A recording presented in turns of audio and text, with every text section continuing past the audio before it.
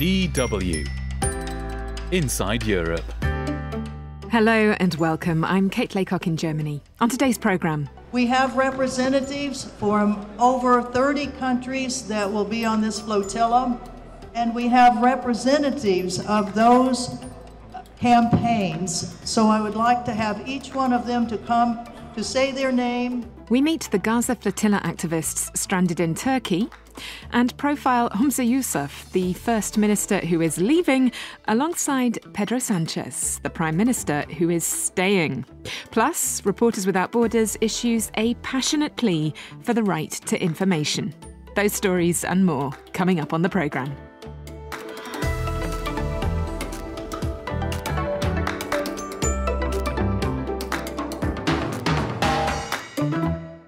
As international media attention focuses on the wave of anti-war protests sweeping US campuses, in Istanbul, activists from the Freedom Flotilla coalition remain stranded after a last-minute decision by Guinea-Bissau to remove its flag from two of the three vessels. Despite this setback, many of the activists have decided to remain in Turkey in the hopes that they will still be able to deliver tons of humanitarian aid to the war-torn Gaza Strip. From Istanbul, Yelenia Gostoli reports. We are sailing soon for Palestine, but we are also sailing for much more than that. We are sailing to uphold the international legal order. I want the people of Palestine to know that you are not alone. Our governments may have abandoned you, but the people never will. Earlier this month, international and Turkish activists made headlines with a bold announcement. A three-boat flotilla bound for Gaza was ready to set sail from Turkey. An agent cruise ship, the Akdeniz, or Mediterranean in Turkish, was moored at an Istanbul port and ready to set sail alongside two other vessels, loaded with around 500 passengers and an impressive 5,000 tons of aid. Activists from diverse backgrounds converged on Istanbul after answering the call of the Freedom Flotilla coalition, which is coordinated by the Turkish Humanitarian Relief Foundation. Among them were Spanish politicians, Jordanian housewives, and even US veterans. Their aim: to challenge Israel's blockade of the Gaza Strip and deliver much-needed aid.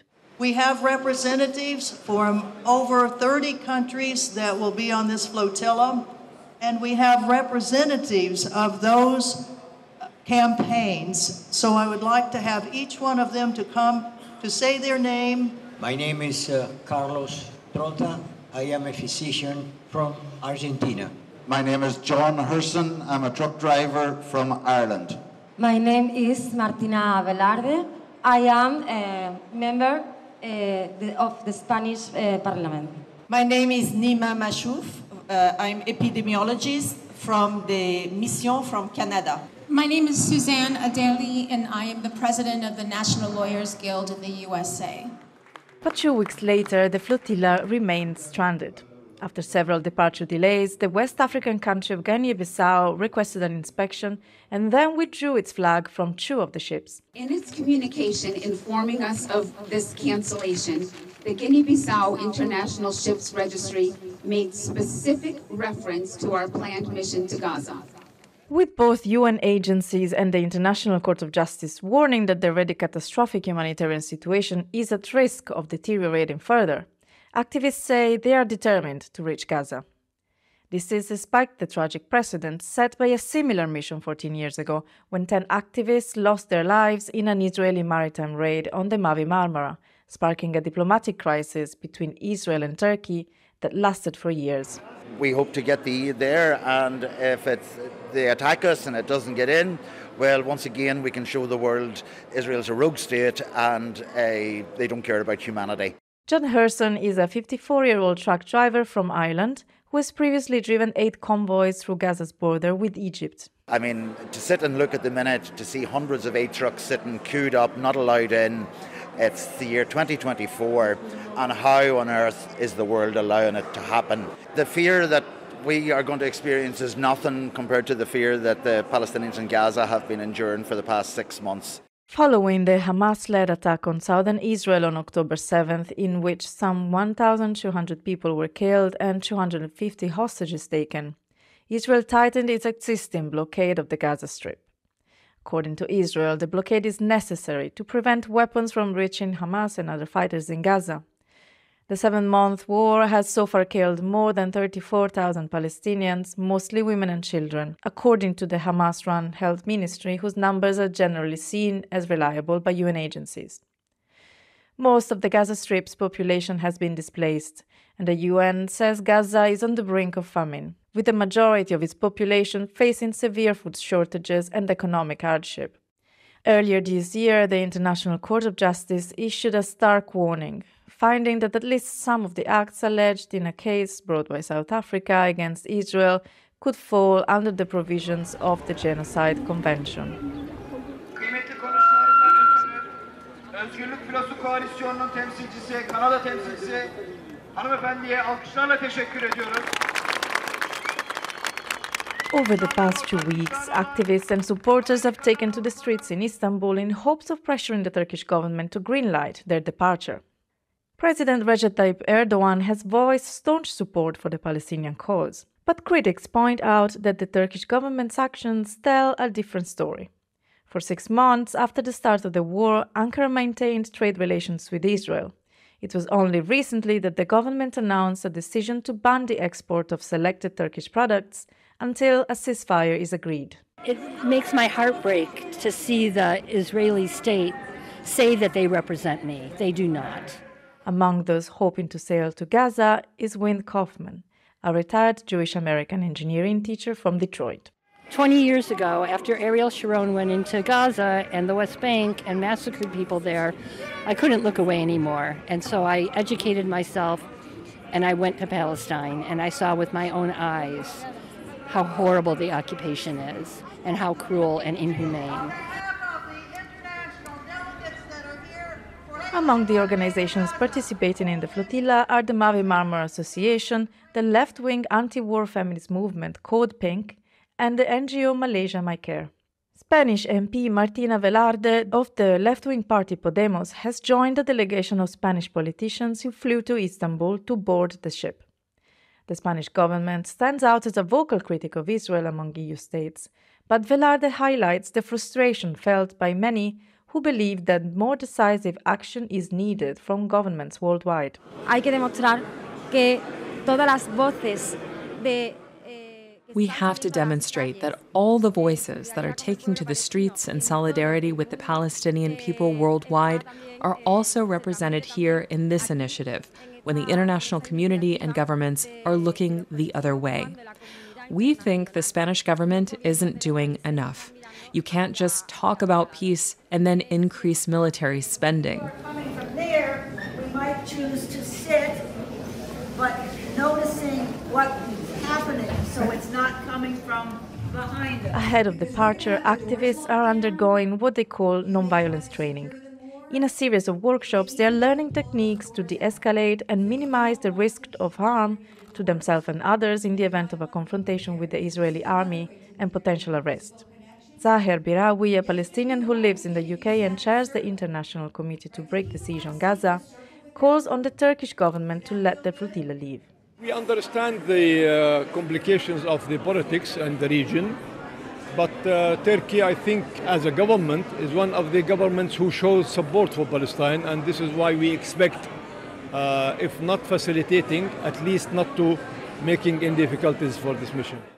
As the war in Gaza rages on and solidarity with Palestinians grows on university campuses in Western capitals, the flotilla to Gaza finds itself at a standstill. Ilenia Gostoli, DW, Istanbul. A week, they say, is a long time in politics. For two of Europe's leaders, the past week quite possibly felt like a lifetime as they weighed their political futures in the balance.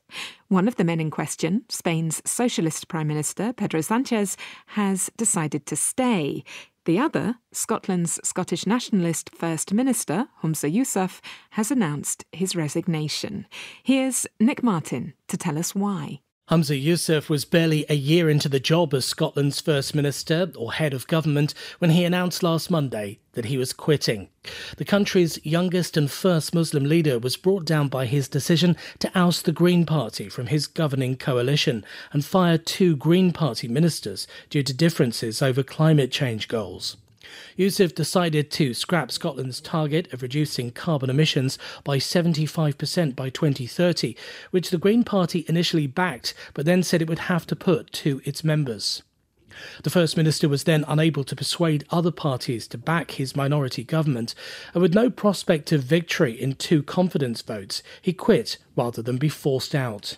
Unfortunately, in ending the Butte House Agreement in the manner that I did, I clearly underestimated the level of hurt and upset that caused Green colleagues.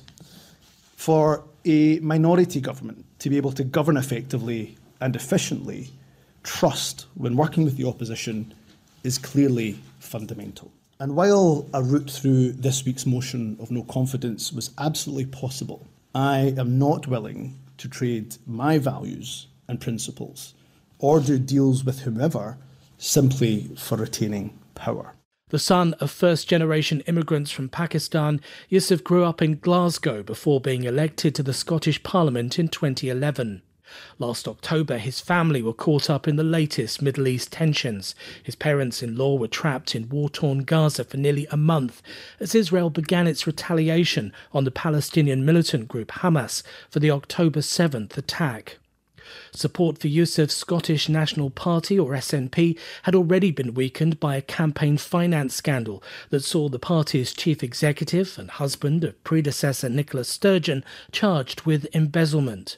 A new hate crime law also caused division within the party, along with legislation that made it easier for people to change their gender, which was vetoed by the UK government in London.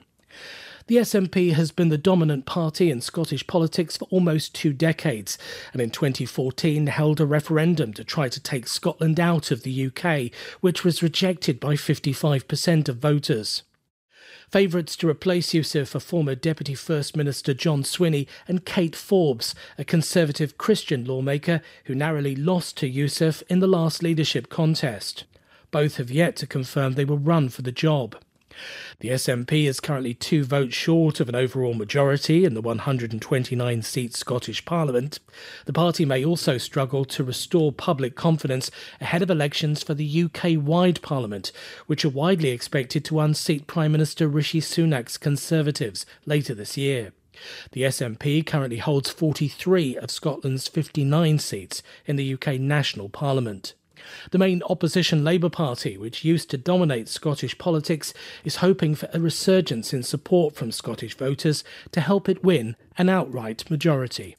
Nick Martin with that explainer there on the Scottish First Minister Humza Yousaf, the man who decided to leave. Next, it's the turn of our Madrid correspondent Ashish Sharma, who has been profiling Spanish Prime Minister Pedro Sanchez, the man who decided to stay. Pedro Sanchez disappeared from the political scene for 5 days after his heart-on-his-sleeve letter on X last Wednesday. A right-wing group which calls itself Clean Hands accused his wife, Begoña Gómez, of political corruption and opened a case against her. It was the last straw for Sanchez, who said this was nothing more than right-wing dirty tactics, but this time aimed at his wife. A push too far. He would reflect for 5 days and make a decision on Monday. It was 5 days in which the right thought they'd found a crack and went for the jugular. His fan base, though, came out in strong defence.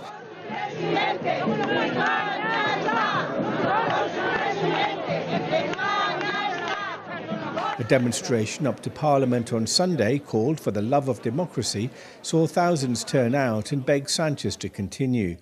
And then the moment. Monday morning, a strident Sanchez strode up to the podium outside the Prime Minister's residence, and he delivered a savage blow. A blow to the hopes of the far-right Vox and the conservative Partido Popular. He decidido seguir con más fuerza si cabe al frente de la presidencia del Gobierno de España. I've decided to continue and to come back even harder, he vowed. In subsequent interviews, Sanchez said the first person who asked him to continue was his wife, Begoña Gómez. Clean Hands, the group that seemed to have pushed him too far, even admitted after his letter on X that perhaps they'd been fed some bad information regarding the corruption allegations and had withdrawn their complaint in the Spanish courts. And now it seems that Sanchez is willing to use his own tough tactics against his political opponents. He's talked about sidestepping the Partido Popular, which has for over 4 years now blocked the renewal of the judiciary. And he's vowed to examine what action can be taken against media which peddle in false information and false truths. If indeed pushing Pedro Sanchez to the edge was a tactic of the right to break the Prime Minister, it could well be one to come back and haunt them. Ashish Sharma, DW, Madrid. The politicking continues in just a minute. We've an interview with the director of Reporters Without Borders Brussels office coming up. That's Here With Me, Kate Laycock, on Inside Europe.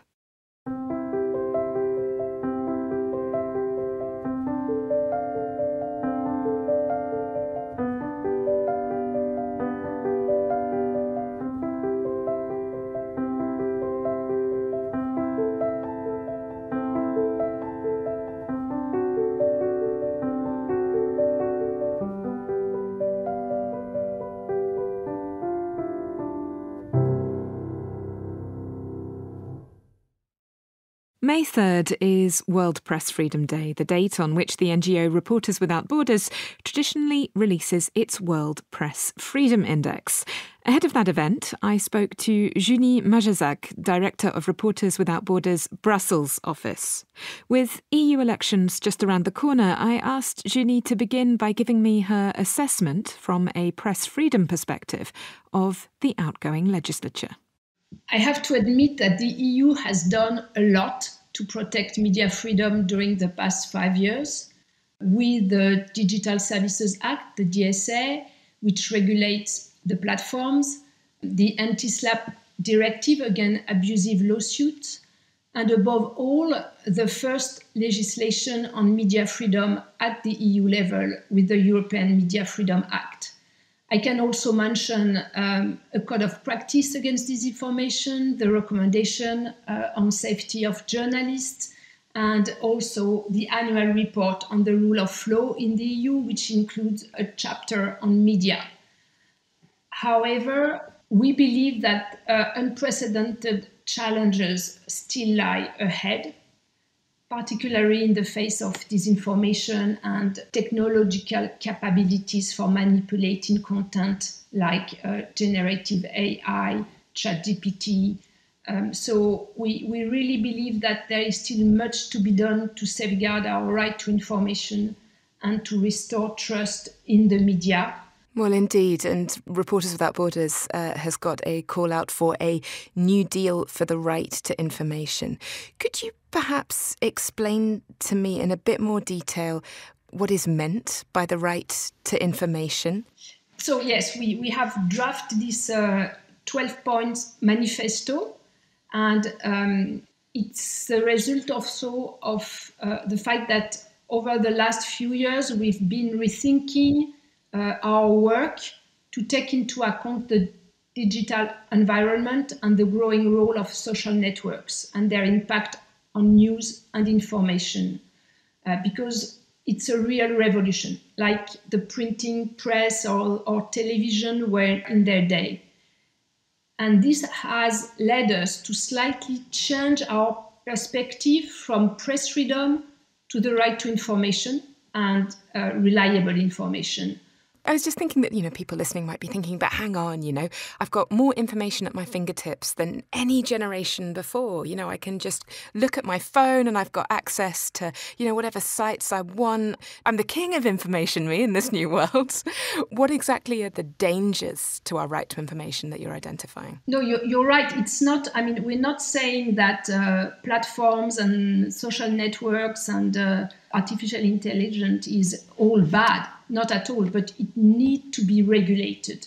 Because today, half of humanity spends 2.5 hours a day on social network. And they mostly consume artificial intelligence recommended content. And social networks are also the place where people get their news. And what does it mean when I say recommended content? It means that the dissemination of information is left in the hand of a few platforms and social networks. This dissemination of information is based on algorithmic recommender system whose only aim is to capture our attention in order to generate advertisement and therefore money. So they grab our attention, and to grab our attention, they show what is sensational, what is polarized, divisive, etc. And reliable media content is pushed to the margin. How worried are you about this phenomenon in the context of the upcoming European elections? Well, we are worried, but it's not only for the European election.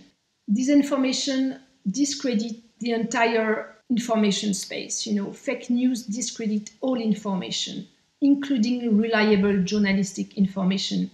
They blur the line, they confuse the issues, and then they are no longer fact or truth. It's only, opinions, emotions, alternative truth.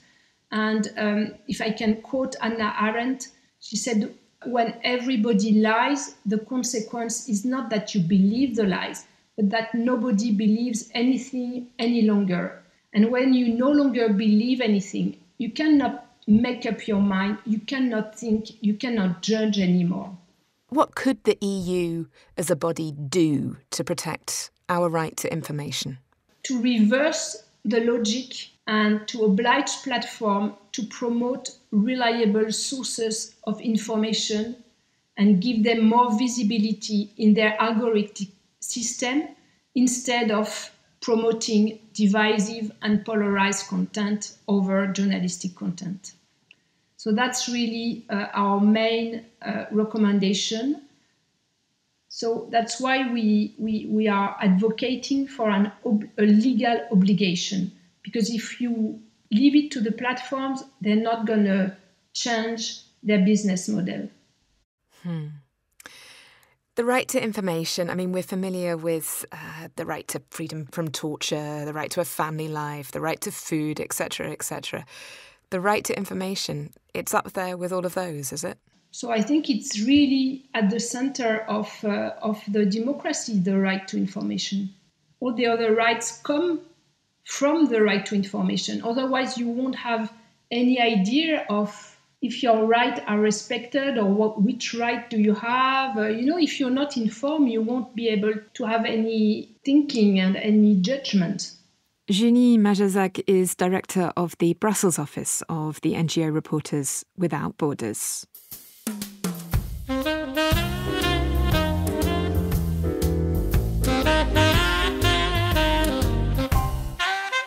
May 3rd is International Press Freedom Day. If you open up this week's edition of the programme in Spotify, you'll see that we're using our poll of the week to do a little research of our own into the state of press freedom where you live. We do hope that you'll take part. Inside Europe is, of course, available on all the other usual podcast platforms, including YouTube via the DW Podcasts channel. With just a month to go until European elections, do make sure that you're subscribed wherever you do get your podcasts. And, of course, we are always massively appreciative of your likes and ratings, because they're the things that really do help other people to find us. We also really enjoy hearing from you via the feedback address, which is insideeurope@dw.com. That's the place to get in touch with us, tell us what you think of the show, and share with us your ideas for upcoming editions of the programme. This is Inside Europe, and I'm Kate Laycock in Germany.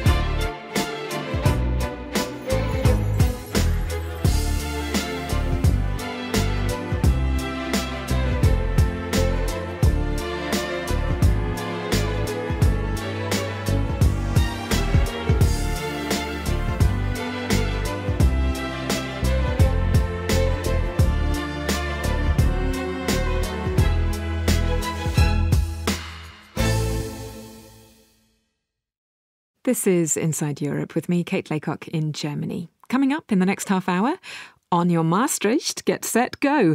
EU election season has officially opened. Born European, why is the far right succeeding with the children of EU enlargement 20 years on? Knives out for RTVS. Is this the end for Slovakia's public broadcaster? Plus, a cultural double whammy as we take a trip to Venice under its new pay-to-get-in rules. And also, we'll be finding out how Denmark is managing to cash in on Sweden's Eurovision limelight. That's all still to come. From the studios of Germany's international broadcaster, DW, this is Inside Europe.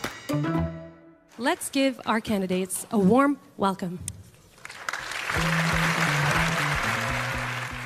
Campaigning for the European elections taking place in June has kicked off in earnest now, with the first debate among political leaders taking place this week in the Dutch town of Maastricht. Terry Schultz was there to check in with the young people in the audience to see how they thought the candidates did, with just a few weeks to go before ballots are cast. The next European Parliament will be chosen June 6th through the 9th in elections taking place in every European Union member state. These newly installed lawmakers will then choose the next head of the European Commission, the job currently held by Ursula von der Leyen, who wants to keep it. She made her case Monday night to almost 1,000 university students in the audience in Maastricht. You were a huge motivation for me during these 5 years with the many crises, to stay the course. And from that experience, going forward, I want a strong Europe instead of weakness. I want unity instead of polarization. I want a Europe that cares, that protects, that prospers. And above all, this election is about democracy. And democracy is about choices. So my message tonight is, do not let others make the choice for you. While von der Leyen is expected to be renominated to head the Commission because her group, the European People's Party, is forecast to remain the largest in a new parliament, other political leaders are determined to make her work for it. In fact, after the debate on Monday, it was the Green leader, Bas Eickhout, who participants chose as the person they would most like to see as EU Commission President after elections. If you vote Green, we will make very clear what we are going to fight on. We are going to deliver on climate policies. We are going to reduce your cost of living. We are going to invest in our green economy. We will make sure you keep your freedom. And, very important, we will not bow to the pressure of populists and Putin friends. His popularity on Monday may have had something to do with being Dutch, however. In fact, polls show the Greens are going to be among the parties losing support in these elections. Also on stage that night, a member of the younger generation, Melis Rosberg, the 24-year-old lead candidate of the European Free Alliance, which describes itself as an umbrella organization of 41 nationalist, regionalist, and autonomous parties throughout the EU, representing stateless nations, emerging new states, regions, and traditional minorities in Europe. I was born in the year 2000, and for most of my life, I took Europe for granted. I truly believed in the promise of prosperity, stability, and peace. I believed in Europe.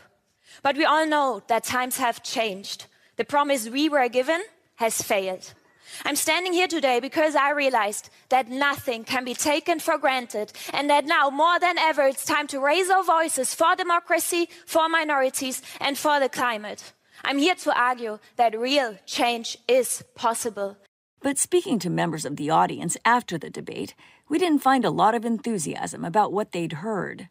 I guess I felt that a lot of the debate was more about what others were not doing, attacking one another, rather than focusing on what each candidate wanted to do for, continuing this European dream. So I'm a member of the Green Party myself. However, I thought that our Green candidate, well, he was a bit disappointing tonight. I think he could have squeezed Ursula von der Leyen a little bit more on what she promised and didn't deliver. Another disappointment for the crowd was the abrupt cancellation of hours of festive events scheduled for after the debate. Dutch police took this measure after a small pro-Palestinian protest was held on the same square. You can hear a police dog barking at the demonstrators as we stood there. This heavy-handed response to what many considered free speech, at a debate on the future of democracy didn't sit well with many young people, some of who had come from other cities for the event. If we really want to think about European democracy and the land of freedom and values, this is not the way to treat people. They just want to be heard, and it's a bunch of students. At the moment, youth participation is expected to go up in these elections, as it did the last time the EU Parliament was elected in 2019. But whereas that time climate-friendly candidates benefited, this time polls show it could be the far right that wins their votes. Terry Schultz, DW, Maastricht. As we just heard there is increasing disillusionment amongst young Europeans when it comes to politics, and that is something that the far right is banking on, capitalising on in the June elections. Now, the EU's newer member countries, celebrating 20 years of membership this week, are no exception here, as was made clear in a recent article published in the Journal of Democracy. Its title is East Central Europe, the Young and the Far Right, and its author is Laura Jartley, Assistant Professor in the Business, Government and International Economy Unit at Harvard Business School. When we spoke earlier, Laura began by reflecting on the significance of 20 years of EU enlargement. Yeah, it's actually an exciting time to reflect on what it means for an entire generation to grow up under EU quote-unquote rule and integrated into the EU, and sort of what values does that generation take for granted, what sort of ideological commitments they have, and what might they not have that we might expect them to have, conditional on having grown up as a member of the EU. And you say that East Central Europe's young adults are at a bit of a ideological crossroads at the moment. If I take that literally and sort of imagine myself at a crossroads, what would the signposts be that I would be looking at? It would literally be, do you imagine yourself as sort of a leftist, progressive, liberal? Or do you hold much more traditional values that are a little bit more in line with ethnic homogeneity, and values that are not necessarily stereotypically what you think of when you think of Western liberalism or the value scheme you accept as a member of the EU when it comes to multiculturalism and commitments to minority rights? Well, far-right parties in these countries are very much hoping that the answer is going to be pointing towards their direction. They are targeting young adults in their party programmes very, very heavily. Are they right to believe that they have a meaningful share of latent supporters amongst this young demographic? The answer is yes and no in different ways. What gives the far-right hope is really the fact that on some values, the 18 to 30-year-old voter segment is actually moving further to the right. So if you look at European social surveys, focus groups, interviews being done with this generation over multiple election cycles at this point, they are increasingly anti-immigration. They are more skeptical of EU integration than the generation before them, and fewer report that minority rights are important to democracy. Some are also open to what we would call strong leader alternatives to their ailing democracies. In other words, they're increasingly holding a mixture of views that is ideologically inconsistent with either leftist party platforms or traditional right-wing platforms. And so if we think of ideological fit in static terms, then the answer is still no. People between 18 and 30 years old still remain the most progressive when it comes to women's rights, LGBT rights, and even the issue of immigration, just as a static measure. But at the same time, like I said, compared to prior generations, they're becoming more skeptical of other multicultural values. Can I just pick up on that? Because it's so interesting, because one of the things that really caught my eye in this article is the way in which you talk about generational experiences. So things that people undergo in adolescence and early adulthood at sort of formative times in their lives, and the way in which these experiences play a role in shaping their political outlooks. And you picked out the Syrian refugee crisis in 2015 as being a crucial sort of turning point, a shaping moment for this generation. Yes. So simply put, the more hardline nationalist narratives promoted by leaders like Hungary's Viktor Orbán, Slovakia's Robert Fico and Poland's Andrzej Duda at the height of the refugee crisis have shifted the attitudes of the region's youth rightward. Over the same period, survey evidence shows that young adults fall behind other cohorts in their zest for democracy. Now, this has more to do with the pitfalls of democracy in practice than in theory. East Central Europe's youth have significantly downgraded their perceptions of national electoral integrity. They're less likely to believe that elections are free and fair, less likely to believe that voting is an effective way to punish bad performance by governing parties. And this is because they also came of age during a period of single party and single leader hegemony, in which power seldom changed hands, if at all, in their region. So we're sort of talking about young people who, in theory, would say, yeah, I like the idea of living in a democracy, but in practice, their experience of living in a democracy has been disappointing, has moved them towards either cynicism or apathy because they've become disillusioned with the process. And this then makes them open or at least vulnerable to approaches from the far right. Am I understanding that correctly? That's perfect. And just to add to that, one more point on the pivotal experience in adolescence and early adulthood of the 2015 Syrian refugee crisis. Although it is often claimed or implied that younger Europeans accept multiculturalism, whereas their elders in Eastern Europe are the ones that remain skeptical of it, all of the evidence from surveys and qualitative focus groups really raised doubts over this. And the explanation really lies, in my opinion, on how the crisis was quote-unquote received in East Central Europe as distinguished from Western Europe. Nothing like the warm refugees welcome messaging of Sweden at the time, or Germany's Chancellor Angela Merkel declaring, quote-unquote, we can do this, was heard across Eastern Central Europe. And so the difference in leaders' attitudes across the two parts of Europe have had significant effects nearly 10 years removed on the political socialization of young people. What's the main takeaway that you would want people, and I'm thinking particularly policymakers in Brussels, to take away from your article? Yeah, so the far right really isn't the only force which stands to gain from this general dissatisfaction. Outsiders in general, outsider parties, have a better shot at mobilizing this segment of the electorate. It just happens to be that some of the most successful outsiders at the moment are far-right ideologically. But what's happening at its core is a turn away from what young adults perceive as stale politics. Once mainstream parties realize that their traditional bases are shrinking and that they must pivot in order to appeal more strongly to young voters, these parties will swiftly come to realize that they have no first-mover advantage left because the far right's really beaten them to the target. They're talking so much more about demographic decline and how to bring young people back to Eastern Europe, what kind of economic incentives they can provide to do that, how they can set up families and help them do that in an economically sound way. It's just sort of high time for other parties to make this more explicit as a discussion point as well. I was speaking to Harvard Business School's Laura Jackley there, author of the essay East Central Europe, The Young and the Far Right, which is published in the April edition of the Journal of Democracy. Slovakia was amongst the cohort of 2004's new member states, and critics fear that under Robert Fico's populist nationalist coalition, it is currently moving towards the status of an illiberal democracy along the lines of Viktor Orban's Hungary. One of the most alarming signals so far came last week when the government approved a bill which would abolish Slovakia's national broadcaster and replace it with a similar body under new management.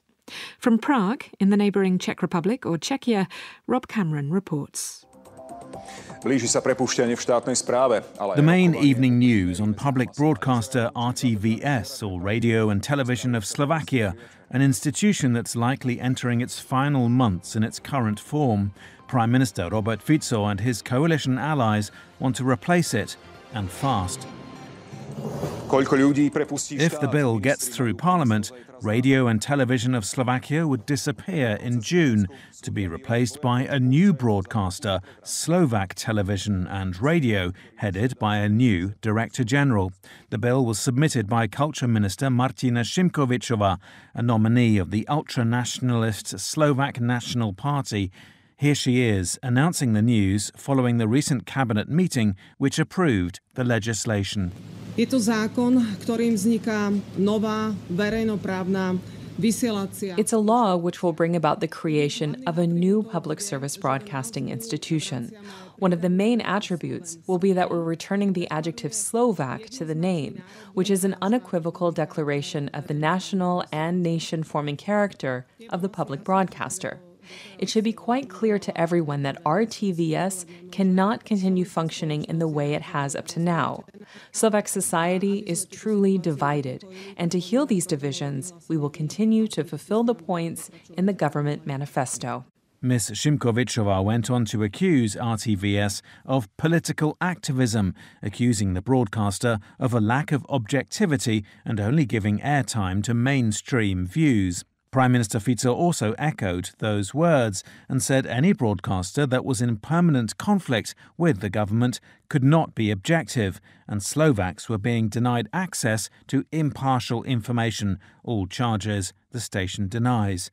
In the end, his government has backtracked slightly from an original plan to bring the broadcaster under much tighter state control, abandoning an original law that would allow it to sack the Director General at will. A proposed editorial committee that would be allowed to meddle in the station's output has also been dropped.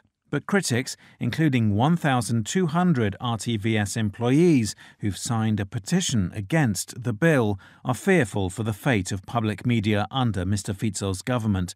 Sonja Vajsova is head of foreign news for the broadcaster's radio department. The company, the RTVS and the special radio where I work, they don't belong to the politicians. They belong to the people, the listeners, and to us as a journalists, not to the politicians. And I think that's why a lot of people in the company, 1,200 employees and freelancers, joined this kind of open letter against the proposed law, because we love our work. We make it because we love it, and we want to make it for our listeners. We don't make it because of the money. We make it as a public service. And this is some kind of higher principle. Indeed, many wonder at the fitness of the Slovak National Party to decide the fate of Slovakia's cultural and media institutions. Before becoming minister, Ms. Šimkovičová presented an online TV channel that spread COVID disinformation and pro-Russian narratives on the war in Ukraine. And her close colleague, Lukáš Machala, the senior ministry official spearheading the effort to replace RTVS, gave a breathtaking interview to the station this week in which he was asked what kind of non-mainstream views it should be presenting. The Earth's round, asked the reporter, but some people believe it's flat. Should we get them on? How do you know it's round? Mr. Machala replied. After all, you haven't been to space, and neither have I. For DW, this is Rob Cameron in Prague. What was that Hannah Arendt idea? The purpose of lies isn't to make you believe the lie, it's to make you doubt the possibility of truth. I'm Kate Laycock in Germany. You're listening to Inside Europe. We're off to Venice next.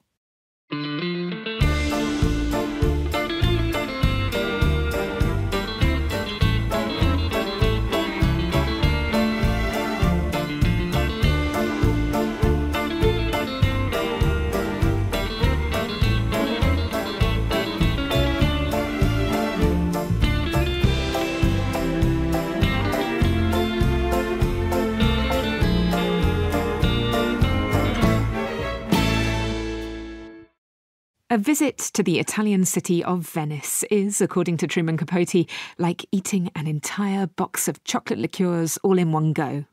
Well, those chocolates now come with a price tag. In an attempt to temper the enormous influx of tourists to the city, a €5 entrance charge has been introduced. Angelo van Schaik dug deep into his pockets and took the hit for us. It is very busy on the square behind the train station in Venice.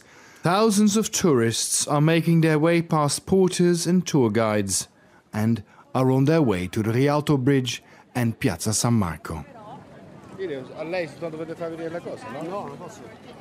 Dressed in fluorescent yellow or orange vests A dozen stewards are awaiting the mass of tourists to check their QR code.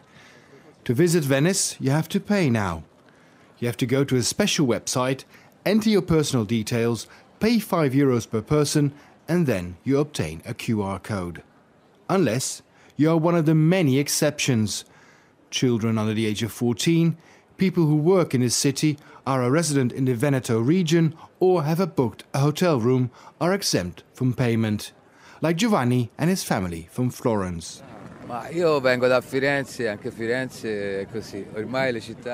We don't have to pay today. We booked a hotel room. I don't know whether this is a good idea. Cities like Venice, Rome, or now my city Florence are assaulted by tourists. There's so much to see. People will come anyway. The entrance ticket is meant to temper the enormous amount of tourists that visit Venice every year. Venice is one of the most popular tourist attractions in the world and has been struggling with seasonal overcrowding for years. Especially day trippers are a big problem. They often cost the city of Venice more than they deliver. They tend to spend little money. Many of them buy as little as a cup of coffee, but use water and public toilets, take up space on the pavements, and also their rubbish has to be collected. In peak year 2019, 23 million tourists, mainly day trippers, squeezed themselves through the narrow city streets. In 2023, a bit less, but still too many. UNESCO threatened to blacklist Venice because of the damage caused by the mass tourism. According to Sebastiano Giorgi, born and raised in Venice, the measure is hypocritical. On one hand, the city continues to issue permits for hotels and restaurants. On the other, to ease their conscience and to placate UNESCO, they invented this entrance fee. According to Giorgi, a tourist won't be stopped by €5 more or less. In the last 40 years, he saw his Venice change from a city with a diverse economy to a city with a monoculture, in which everything had to give way for tourism. Through this measure, Venice has become like a theme park, and residents are just extras in a tourist's dream. On top of that, if a friend of mine wants to visit me, he has to pay an entrance fee. If I want to invite someone to my house, I have to go to a website, enter their personal details, and give them a QR code so they don't have to pay the fee. That's a violation of privacy and putting limits on our freedom of movement. I am no longer a normal citizen. Notwithstanding the entrance fee, it is busy in Venice. Very busy. In front of the San Marco Basilica, there's an endless queue, while a little orchestra in front of the historical Café Florian plays Don't Cry For Me Argentina, and souvenir sellers make a lot of money with odds and ends made in China. But Charlie and Josephine from London think the entrance fee is a good idea. As long as it's to save Venice, seems a good idea. I think ultimately, I don't know how much it is. €5. I think it's a good thing because it is sinking, and I think the world we live in now, we have to save things, and I think, €5, if you can afford to get here, then you can pay €5. Venice is trying to do something about over-tourism, but it seems a bit of a clunky effort. No one really believes the €5 fee will stop tourists from visiting the beautiful Italian city. What's lacking is long-term vision on how to deal with over-tourism, not only in Venice, but also in other popular tourist destinations in Europe.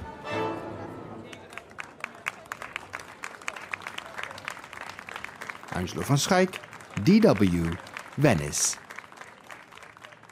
A mixed week for Venice then, but at least Copenhagen is flying high, albeit for a rather cheeky reason. Denmark's capital is cashing in on Eurovision, and that's despite the fact that Sweden are this year's hosts of the European Song Contest. The Swedish host city of Malmö is, however, connected to Copenhagen by a bridge. And yes, it is that bridge, the one that's featured in the Scandi detective series of the same name. And it's only a hop, skip and a jump away for Eurovision fans who've decided they'd rather stay in Denmark and commute. Daniel Rosny reports.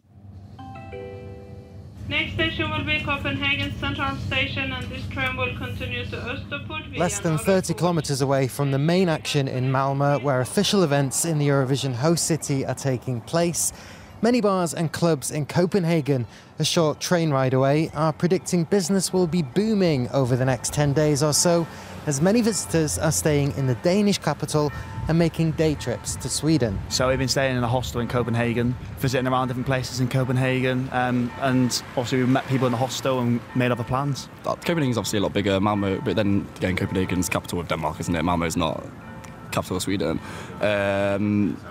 They're very similar in such, but I'd say Copenhagen's like a bit more, so far a bit more fancy, a bit like, you know, it's what you expect from a capital city, a bit bigger, yeah, a bit more touristy, but no, Malmö's nice as well. Even those staying in Malmö are expected to travel here to the Danish capital, where they'll see builders have started work on the city's famous stock exchange, which was recently damaged in a huge fire. The train operator has even put on a special fare from the 5th to the 12th of May for unlimited trips costing around €30. Journeys take a little more than half an hour between the two cities and run roughly every 15 minutes, with hourly services through the night. Even the Eurovision acts are enjoying visiting two cities. It's a lot more expensive than Sweden. I thought it was gonna be cheaper than Sweden, but boy was I wrong. I paid like a lot. I never paid that much for a lunch. I'm Baby Lasagna and I'm representing Croatia with the song Rim Tim Tagidim. Other than that, I think it's beautiful. It's something that we can't see in Croatia or any other neighboring countries. The architecture, the colors, the canals or whatever, I don't know what that is even, like, so absolutely like out of this world. Croatia has never won Eurovision. Could this be the year? Yeah, it's exciting. When I saw people dancing throughout Croatia and every major city, it totally changed the perspective of what I'm doing here. So before I saw all of that, I was like, well, I'm going to Eurovision and a few people are cheering me on and that's cool. Because there have been flash mobs across Croatia. When I saw those videos, it was like, okay, this is not about me. This is about Croatian and Croatia people, and they're happy and I'm happy that they're happy, but now we have to really give it a go, you know what I mean?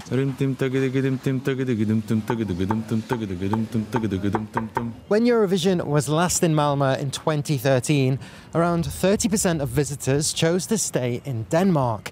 Copenhagen has about 5 times more hotel rooms than Malmö, and Danish tourism officials say the average visitor stayed for 4.5 days, spending €280 a day on average. That's a big boost for the local economy if a third of the 100,000 Eurovision fans again choose to stay in Denmark rather than Sweden. Copenhagen police say there'll be an increased police presence here next week as the party splits across the two cities. After parties, club nights and gigs are being organised all around the Danish capital for next week, so you're likely to see many in fancy dress if you're in Copenhagen. My name is Brian and I'm here at Nevermind in Copenhagen. And what's your role here? I'm the owner. You're so close to the train station. Yes. There's expected to be between 30 and 50,000 Eurovision fans coming to Copenhagen from Malmö. Surely that's going to be good for business. It's a big party everywhere, yeah. So we open a bit earlier. I love Eurovision, yeah, best day ever. Eurovision's motto is United by Music. This year, the party is divided, figuratively and also quite literally, by the Øresund Bridge, with Denmark likely to make a huge profit on the back of a Swedish event. Daniel Rosny, DW News, Copenhagen. Next week is Eurovision Finals Week, so we will be having more from Daniel Rosny on the show then. For now, though, we've reached the end of the programme, which was produced by me, Kate Laycock, with help from Nick Martin and sound engineer Jürgen Kuhn. Inside Europe comes to you from DW in Bonn, Germany.